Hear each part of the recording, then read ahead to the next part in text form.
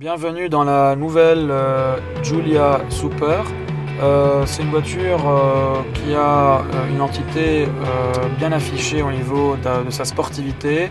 Cela dit, vous avez trois modes donc de conduite. Vous avez le all-weather qui est un mode plutôt adapté à des conditions climatiques plutôt difficiles, un mode plutôt doux de conduite. Vous avez le naturel qui en fait tout simplement est un mode au milieu entre à la fin le all-weather et le dynamic. C'est un mode où vous avez en même temps, je dirais, une efficacité au niveau de la conduite dans un sens de la sportivité et en même temps de la consommation d'essence. Et si vous voulez aller vraiment vers la sportivité pure, vous passez au dynamique. Qui est le troisième mode. Il faut quand même dire que pour une version d'entrée de gamme, elle est extrêmement riche en équipement. C'est une voiture, du moment où vous entrez dans l'habitacle, vous sentez en même temps que c'est une voiture confortable sans perdre sa sportivité, son caractère incisif. C'est en plus de ça une voiture qui, je dirais, partage avec un grand nom de la sportivité, avec Ferrari, des choses. Le volant vous rappelle par sa précision et surtout par ce Start and Stop Engine. Ça vous rappelle donc les Ferrari.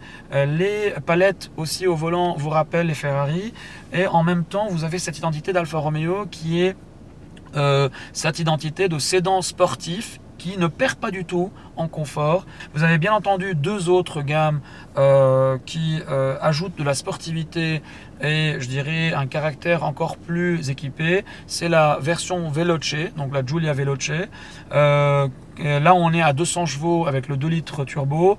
Dans la Veloce on passe à 276 chevaux avec quand même 4 motrices, le système Q4 qui est partagé avec Maserati. Et en dernier, vous avez quand même la plus rapide donc des Giulia, c'est la Giulia Quadrifoglio. Là, vous passez vraiment à un autre segment budgétaire. C'est une voiture qui a déjà un moteur littéralement pris d'une California T, donc une Ferrari California T. C'est un V6 2.9 biturbo qui produit 507 chevaux. C'est une des voitures les plus rapides aujourd'hui, les voitures de 4 portes les plus rapides du monde. Mais malgré ça, ça reste des voitures pour les trois catégories qui tiennent très bien la route et qui ont une réelle précision routière que vous sentez déjà de la Super à la Veloce à la Quadrifoglio.